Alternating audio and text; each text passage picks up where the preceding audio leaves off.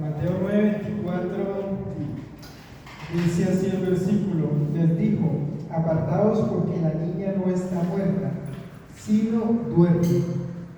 Y se burlaban de él. No vamos a decir amén porque no es bueno que se burlen de Jesús. Voy a invitarles a que los que puedan de rodillas, ya saben que por la salud, como podamos, vamos a llenar el rostro y orar. Oremos. Querido Padre, gracias porque hoy es martes, Señor. Ya han pasado varios días. Ya vamos en el cuarto día, son 4 días, Señor. Y bueno, Dios, tú te deleitas en que meditemos en tu palabra, aun cuando hay cansancio, aun cuando tenemos tantas responsabilidades, pero estamos como María, eligiendo la mejor parte. Ayúdanos a seguir siendo así, Señor, a elegir la mejor parte. Danos el temor tuyo. Vamos a hacer un estudio donde queda el crecimiento de la vida espiritual. Que el Espíritu Santo sancione este lugar y que no deje que nada malo intervenga. En el nombre de Jesús. Amén. Bueno, el tema de hoy se titula Se burlan de la verdad. Y acabamos de leer en Mateo 9, en el versículo 24, que dice: les dijo, apartaos porque la niña no está muerta, sino duerme, y se burlaban de él. El contexto es la hija de Jairo y la mujer que tocó el manto de Jesús. Bueno, se burlan de la verdad. Jesús es invitado por un padre de familia que está sufriendo para que sane a su hija. Bueno, este padre tenía fe porque la lo invita, y ahora cuando él llega, la niña ya está muerta. ¿Sí? Entonces él dice: tranquilos, la niña duerme, no está muerta. Como la introducción de Jesús. Y ahora la gente al oír esto se burlaba de él. Bueno, eso es muy común. Ustedes ven que hoy en día cuando sale un predicador a la calle con un micrófono, cuando alguien pone algo en la red social, entonces los amigos se burlan y hay una mano de tradiciones, de palabras, culturas en contra de aquellos que buscan a Dios.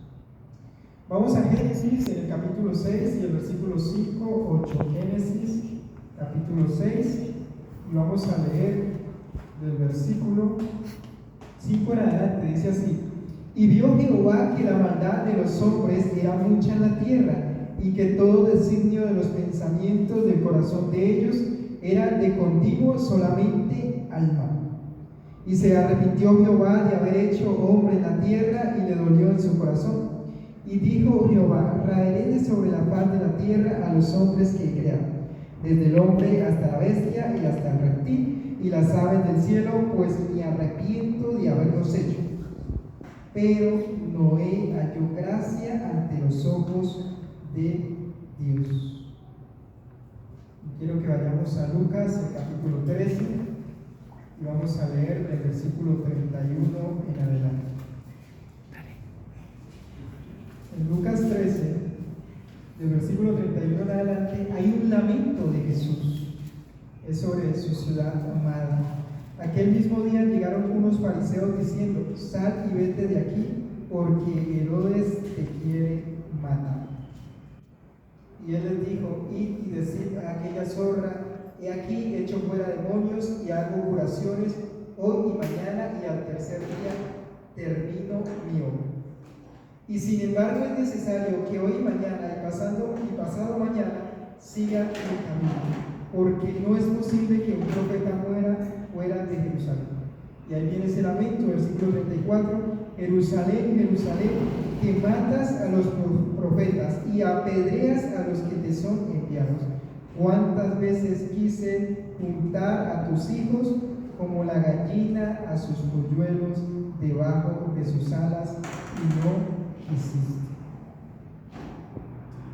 Noten que lo que Jesús trae es bueno, ¿cierto? Porque Jesús, cuando habla con Jairo, que tiene su hija enferma, le dice: la niña no está muerta, sino que duerme. ¿Y cuál es el propósito? Sanarla. Entonces Jesús trae algo bueno, ¿y cuál es la respuesta de la gente? Se burlan de él. Ahora, noten que en el tiempo de Noé llevaba un mensaje pensamientos era como de continuo al mal. Y cuando Jesús viene a Jerusalén, también viene con palabras positivas, cierto mensaje de esperanza, de amor. Y la respuesta de Herodes, o el líder de esa nación, es que se fuera porque lo quería matar. Entonces vemos que hay un rechazo de la antigüedad a Dios, pero no es un rechazo que venga simplemente de manera normal, sino que también viene con burla. Yo no sé si ustedes han visto a alguien burlándose de Dios de una manera grotesca, fuerte.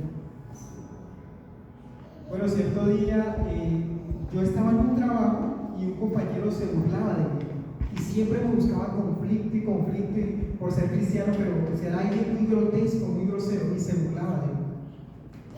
Y pues uno como cristiano no puede irse a los golpes, a los puños, nada de eso. Pero yo decía, Señor, tu palabra dice que tú proteges a tus hijos. Yo, ¿cómo hago? Porque era un fastidio. O sea, lo que él buscaba era que yo renunciara y me fuera de trabajo, porque lo que hacía ahí era apoyar bastante a los jefes. Y molestaba. Y sacaba sus propias doctrinas, sus propias conclusiones, evangelizaba el lugar donde estábamos con sus cosas, ¿no? Bueno, evangelizar no, más bien adoctrinaba con sus mentiras. Entonces era un hombre que no me dejaba ni almorzar tranquilo. Y lo que yo hice fue que empecé a almorzar y tan pronto almorzaba me iba a orar y él se hacía al lado a dormir con los otros compañeros. Pero mientras él dormía yo estaba orando específicamente por él. Y un día le dije a Dios, yo ya estoy cansado de este hombre gordo. Y pues yo, no soy de golpes, pero haga algo. Y ese mismo día él trajo una cicla que estaba estrenando, una cicla de carrera, y estaba feliz, y la estaba luciendo. Y cuando salimos para la casa todos íbamos y él se cayó de una tractomula y la cicla se fue a botes y todo el mundo a la expectativa. Y bueno, lo que dije en mi mente, bueno, ¿qué es eso? No murió, no le pasó absolutamente nada, la cicla quedó hecha pedazos, pero no le pasó nada. Sí. Pero desde ese día no me volvió a molestar. Entonces nosotros podemos ver que Dios tiene el control de las situaciones. O sea, Dios tiene el control de las situaciones.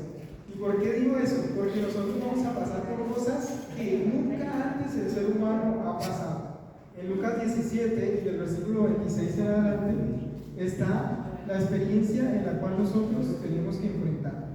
Lucas capítulo 17 del versículo 26 en adelante. Dice, como fue en los días de Noé, así también será en los días del Hijo del Hombre. Comían, bebían, se casaban y se daban en casamiento, hasta el día en que entró Noé en el arca y vino el diluvio y los destruyó a todos. Asimismo, como sucedió en los días de Lot, comían, bebían, compraban, vendían, plantaban, edificaban. Mas el día en que Lot salió de Sodoma, llovió del cielo fuego y azufre y los destruyó a todos. Así será el día en que el Hijo del Hombre se manifieste. Dios tiene un corazón muy sensible por salvar al ser humano, o sea, por hacerle bien al ser humano en todo. Por eso en Efesios 4:20 dice, no entristezcáis al Espíritu Santo, por el cual fuisteis sellados para el día de la redención. Lo que está diciendo ahí es que Dios también se puede sentir triste. Dios también se puede sentir triste. Y también en Romanos 5:5 dice que fuimos llenos del amor de Dios. O sea, quiere decir que Dios puede amar. Y la Biblia habla de agradar a Dios. Y cuando habla de agradar a Dios, quiere decir que nosotros podemos hacer felices a Dios. Pero vemos que todos estos acontecimientos le han sacado lágrimas a Dios. Cuando dice en Génesis 6 que se arrepintió de haber hecho el hombre, o sea, no es un arrepentimiento de que ¿por qué lo creí? No, sino es un dolor de lo que le va a pasar. O sea, es un dolor tremendo. O sea, Dios le duele en el corazón lo que le esperaba a esa población. Y ahora nosotros vemos que cuando Jesús viene y se para delante de Jerusalén y recibe el mensaje de Herodes que lo va a matar, Jesús llora. Pero Jesús no estaba llorando porque Herodes lo iba a matar. No estaba llorando porque lo había rechazado, sino que Jesús estaba llorando por el destino de ellos, por lo que les esperaba, por el futuro. Entonces, si nosotros como seres humanos nos llegamos a preocupar por un hijo, por un hermano, por un papá, por un familiar, por lo que le espera, y a nosotros nos duele lo que le espera a esa persona, Ahora imagínense, Dios más le duele a lo que le espera a esa persona. ¿Por qué esta ciudad no ha quedado bajo la tierra? ¿Por qué los edificios no están patas arriba? ¿Por qué no ha sido inundado con agua?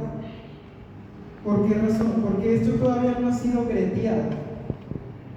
Porque cada vez que nosotros pasamos por la calle y vemos una mujer con una falda negra que va caminando una falda que le llega hasta los pies, o vemos a otra mujer con una literatura, o vemos a un hombre con un pantalón y una camisa, esa es la razón por la cual estas ciudades no han sido consumidas.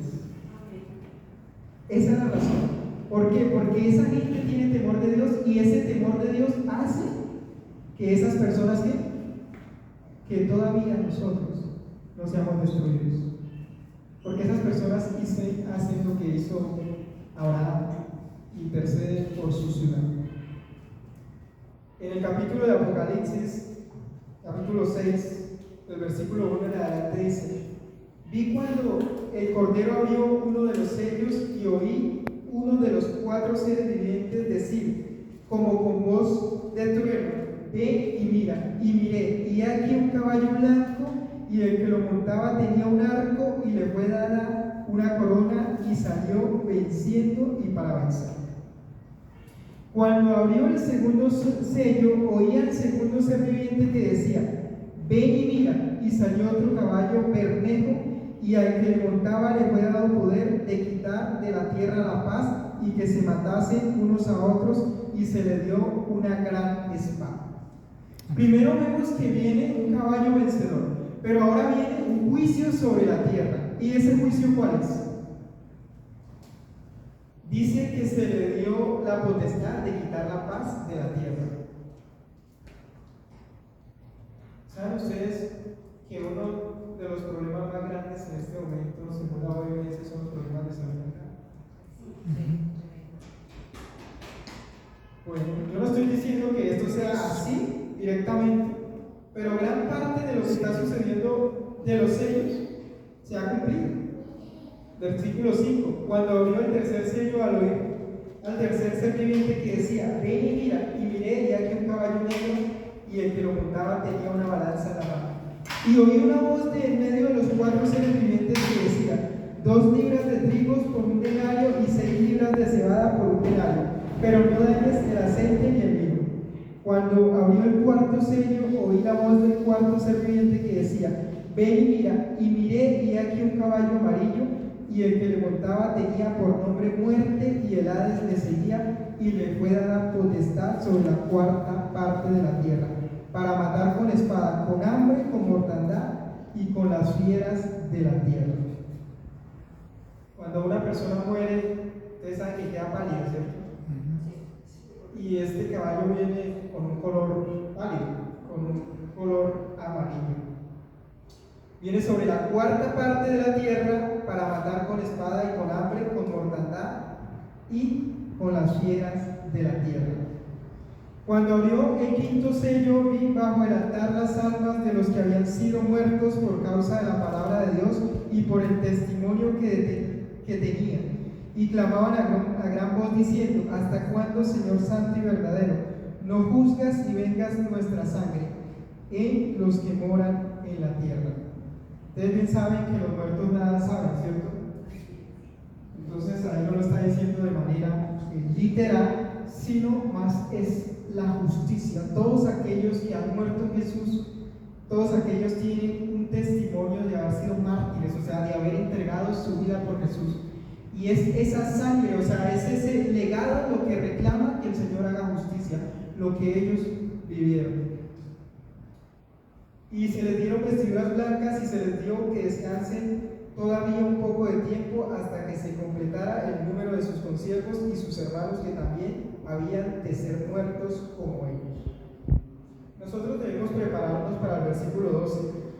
Mirando cuando abrió el 6º sello, y aquí hubo un gran terremoto, y el sol se puso negro como tela de silicio, y la luna se volvió toda como sangre.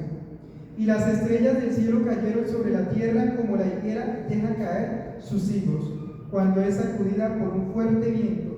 Y el cielo se desvaneció como un pergamino que se enrolla y todo monte y toda isla se removió de su lugar.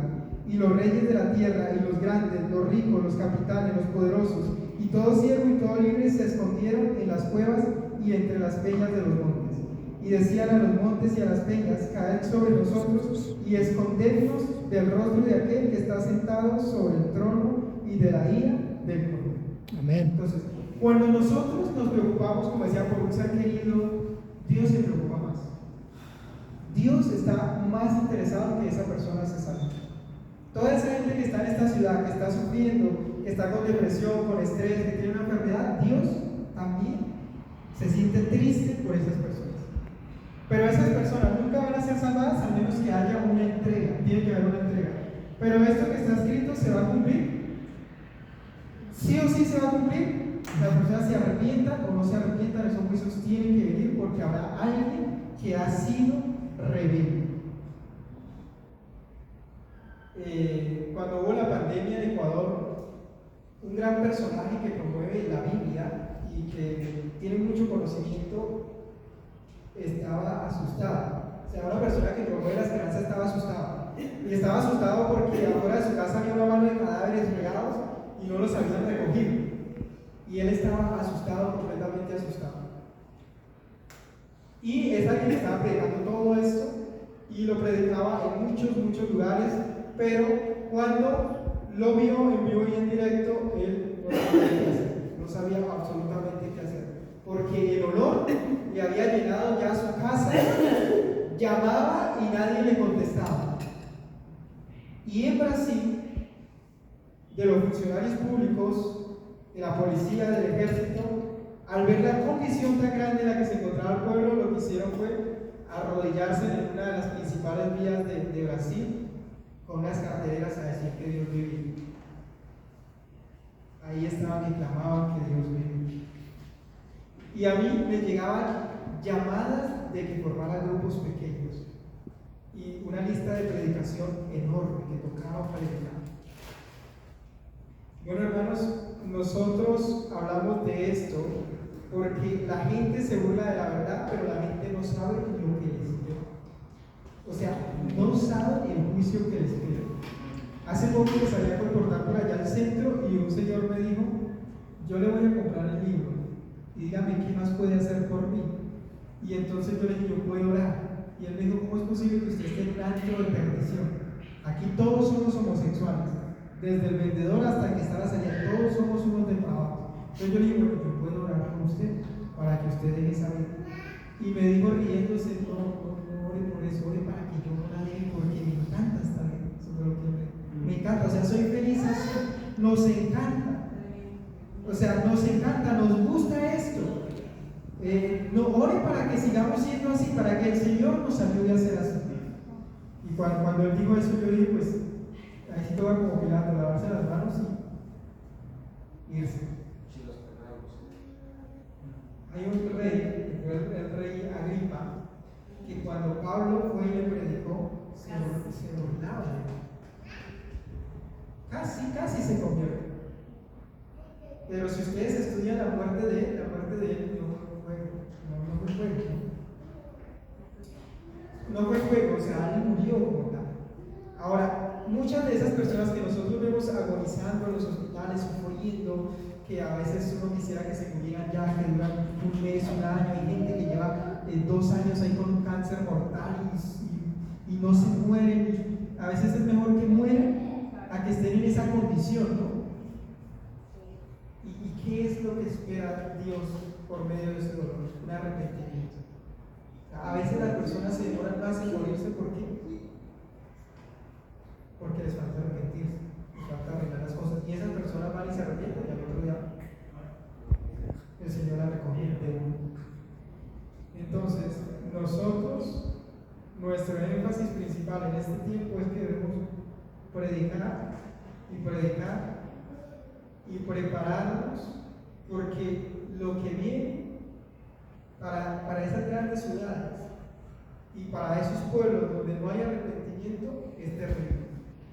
Si ustedes leen en Génesis 19, la depravación era tan grande que hasta la mente de Lot llegó a ser depravada.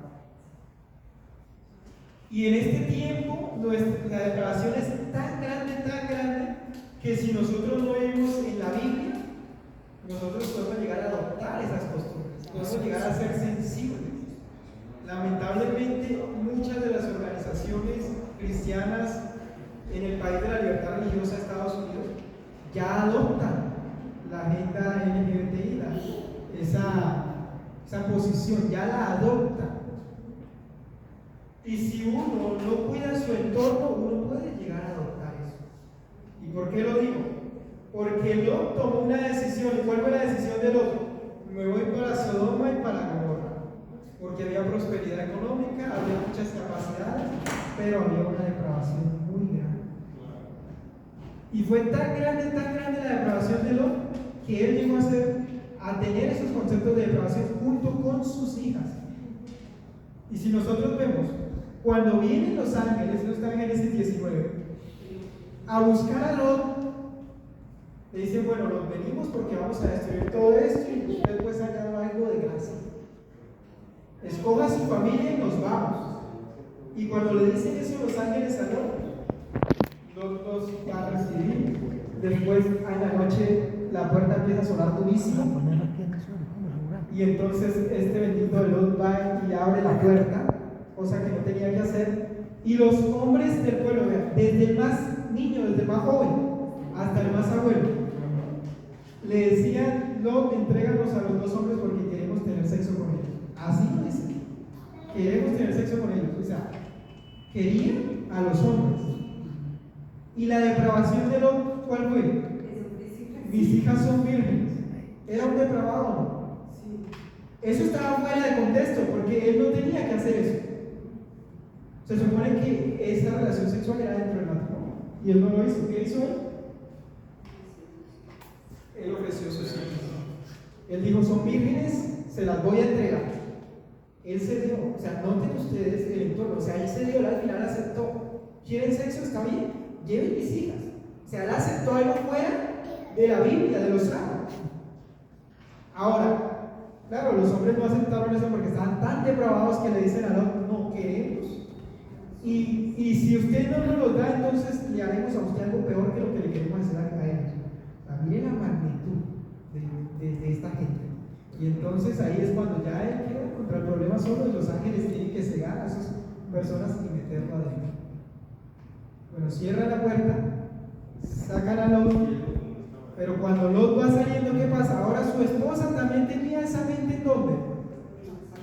En la riqueza. Se nos quedó el televisor, el iPhone. Lot, el iPhone que está. No, se nos quedó el portátil. Se nos quedó el traje, se nos quedó.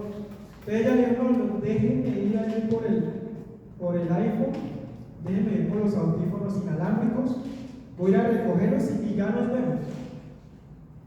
Va. Lot perdió a su esposa. ¿Por qué? Por su entorno. Noten que pierde la esposa.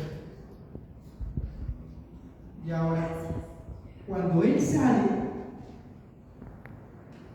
y va a un lugar cercano, ¿qué hacen sus hijas? Lo emborracha, primero la mayor va y se acuesta con él. Ahora, ¿culpa de quién? Él tenía un entorno así porque llegó a tal punto y esas hijas no tenían fe. Ellas no creyeron que Dios podía proveer su nombre. No, ahora quién va a conservar la descendencia. Entonces abusaron al papá. Y ahora viene la hija menor y abusa al papá. Y ahí vienen naciones depravadas. Entonces, vean el entorno en el cual estamos, y es un entorno donde aún hijos de Dios se burlan de Dios. Lot era hijo de Dios. ¿Y qué hizo? Las hijas de Lot eran hijas de Dios. Y ahora la esposa de Lot era hija de Dios. Entonces noten ustedes que el entorno influye mucho, no solo en nosotros, sino en las nuevas generaciones. Y esas generaciones que adoptan esas posiciones tendrán que pasar los sellos de Apocalipsis, que son cosas que el ser humano nunca ve. Dicen que desearán la muerte, o sea, el hombre deseará morir y no podrán morir. tendrán que estar vivos para sentirlo. Claro, Dios está llorando por sus hijos, Dios quiere que se arrepientan. Pero así como Jerusalén, las lágrimas caerán, se secarán en el juicio de Dios. Pero Dios no va a tolerar eso. Dios no va a tolerar eso. Aún en nuestro entorno cristiano, el libro de Jeremías dice que hay de aquellos pastores que solamente engordaron las ovejas y las mataron y se les quitaron la lana. El juicio sobre ellos también será tremendo. No se imaginan eso. Y en el conflicto de los siglos, en el penúltimo capítulo, dice: hay de aquellos ministros y de aquellos siervos que enseñan a mi pueblo cosas que no son bíblicas y vanas. Vea, es preferible como siervo de Dios tener una iglesia de 2 o 3 personas enseñándole la verdad que tener un estadio lleno de masas, multitudes, enseñándole solamente. Porque en el juicio de esas masas, entre todos quedará un pedacito de carne para destruir ese siervo de Dios. Y será un juicio cual nunca antes se ha visto. ¿Cuál es el llamado de Dios para nosotros hoy? ¿A qué? A no burlarse de Dios. A no burlarse de la verdad. Y la verdad es la Biblia. Y eso es un llamado para todos, para el pueblo como para todos. Vamos a orar y nos vamos. Vamos a ponernos en pie y vamos a orar.